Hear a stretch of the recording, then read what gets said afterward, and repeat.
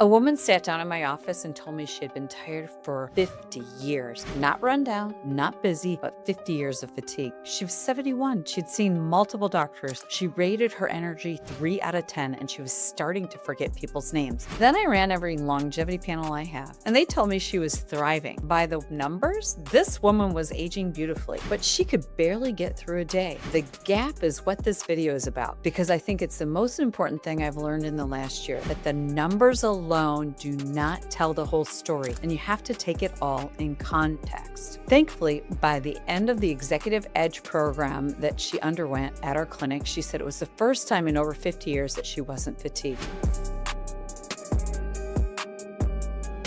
Hey, I'm Dr. Rajka, your functional medicine MD. I'm going to share with you the exact process I walked this patient through to resolve her 50-year-long fatigue. People often ask, is it one thing that led to the fatigue? Usually it's multiple things, or triggers as I like to call them. My process starts with identifying these triggers for inflammation, which can be remembered by the word stains. I wrote about this in my book, Energized, Feel Fantastic Forever. Sleep, stress, actually all your hormones, toxins, adverse or inflammatory foods, think gluten and dairy, and sometimes even healthy foods can become a trigger for inflammation. Infections or the microbiome, nutrient deficiencies or excess. Did you know the average adult is deficient in 9 vitamins and minerals? Being sedentary or solitary, people often ask, is it just one trigger? No, usually it's several, and sometimes, like in her case, multiple. This case taught me something that on paper the longevity testing made her look optimal, but she was nowhere near optimal in regard to how she felt. It also has me rethinking when and in whom to use this longevity testing. During this video, I'm going to walk you through the symptoms she came in with, what the aging panel showed, and what the panel missed, the drug that made it worse, the sequence of steps I took, and where she is now. Here's what she came in with. Low energy, rating at 3 out of 10, with over a 50-year history of fatigue. She had seen multiple prior clinicians, including one functional medicine doctor. She had difficulty recalling names. She had documented exposure to 2 heavy metals, lead and cadmium, and was exposed to a water damage building. She had long-standing IBS symptoms, diarrhea alternating with constipation, and she had recently started Manjaro for weight loss and had become unable to eat much of anything. Her symptom score was 79 out of 284. Now, this is a subjective score, and she was 71 when she showed up, but her symptom had started around the age of 18. This wasn't just aging at that age, or perimenopause or menopause, or even burnout. She wasn't old enough. Something started in early adulthood, and no one looked for the triggers for over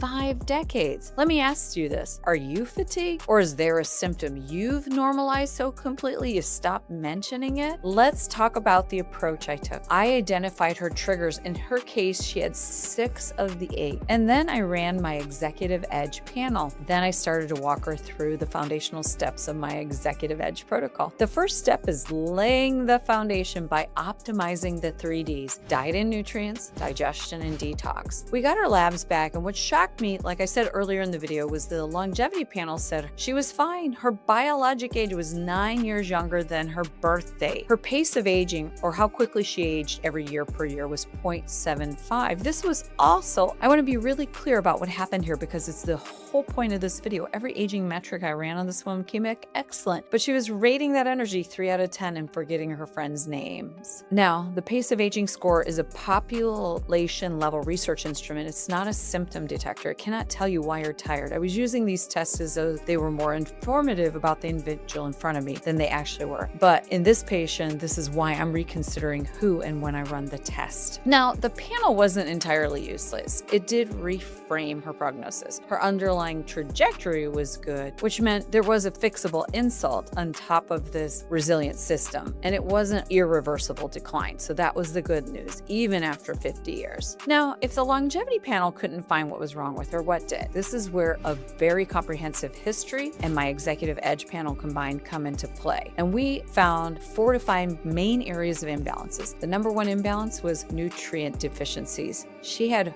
5 vitamin and mineral deficiencies. The number 2 imbalance in this patient was she was eating inflammatory foods that she was actually reacting to based on her testing. Her testing showed that she was reacting to corn, soy, and whey protein. Now let's talk about food sensitivity testing. The test I use is called MRT, or mediator release test. It's not the IgG panel that gets critiqued, but with all food testing panels, there can be false positives and negatives, and the best test is to remove those foods for 21 days and then reintroduce them. If the symptoms recur, then that's your strongest evidence. Imbalance number 3, she was prescribed a drug to improve her metabolic health, but it was making her frail. In a 71-year-old with 5 micronutrient deficiencies and a compromised gut with her history of IBS, appetite suppression isn't a side benefit. Now, I'm not anti-GLP-1. They can be very powerful tools in longevity medicine, but weight loss in an older adult without adequate protein intake and micronutrient intake is a straight line to muscle loss or sarcopenia, falls, and fractures. And studies show a large portion of weight loss on these drugs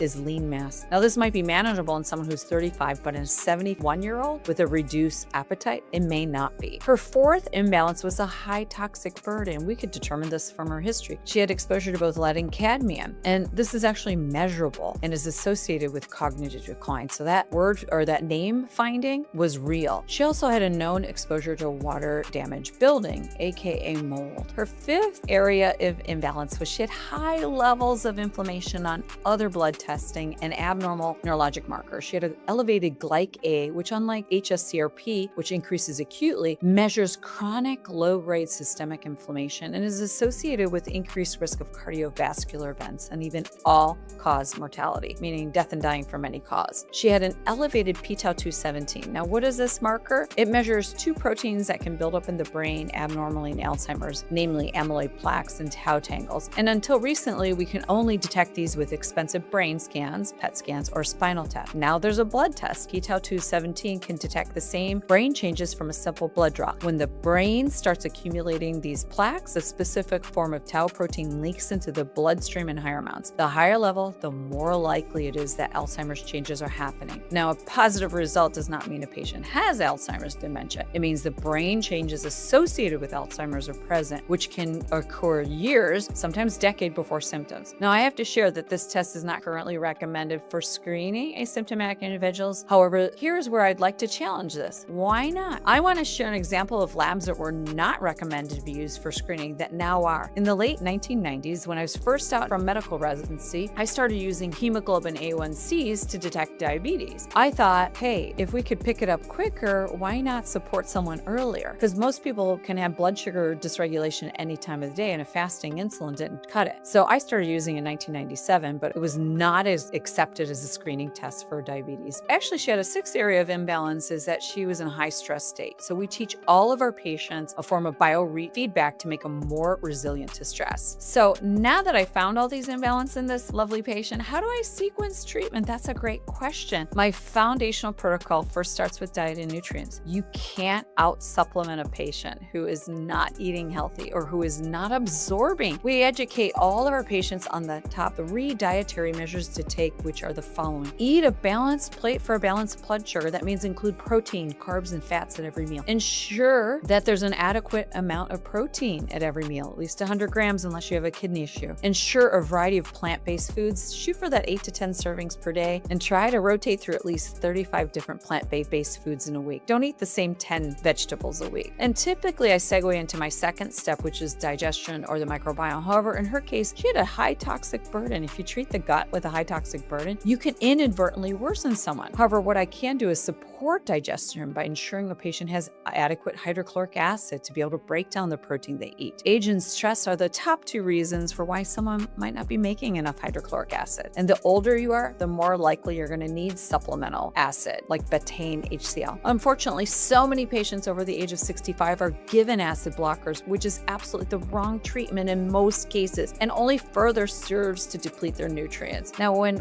we see patients who have seen multiple other doctors, it's not because the intervention was wrong. Sometimes the intervention doesn't work because it wasn't sequenced in the proper order. That's why the sequencing has to be very nuanced. Even while I may have set protocols, I adjust them and make them very precise to each individual patient's needs. Now, let's talk about what her results were at the end of the 2nd visit and at the end of the program. Her symptoms score dropped from 79 to 42. Not quite 50%. Typically, we see at least 50%. Hers was slightly less, but she had 5 decades of being unwell. Her energy was up. In her words, she said she was running circles around her friends, and by the end of the 6-month Executive Edge protocol, her son said she's never been sharper and everyone around her was noticing. Let me summarize what she had. She had 5 nutrient deficiencies, a documented heavy metal burden, was eating inflammatory foods, which manifested in elevated inflammation. She was on a drug that reduced her food intake, but in 50 years, no one looked for any of these imbalances. If you take one thing from this, a good longevity panel can tell you you're on a fine trajectory while you're actively suffering from something that could be completely fixable. Now, these things are not in conflict. They measure different questions and things. So if you're tired, actually really tired, the kind you've stopped mentioning because you're bored of hearing your labs are normal, the answer is probably not on a biologic age report. It's in the boring stuff. What's your intake? How are you absorbing? What are you exposed to? What's your level of inflammation, your sleep, your stress? Next week, I'm going to be talking about in more detail the GLP-1 mistake nobody over 50 is being warned about. Subscribe if you want more information from a doctor who tells you even when her own tools might let her down.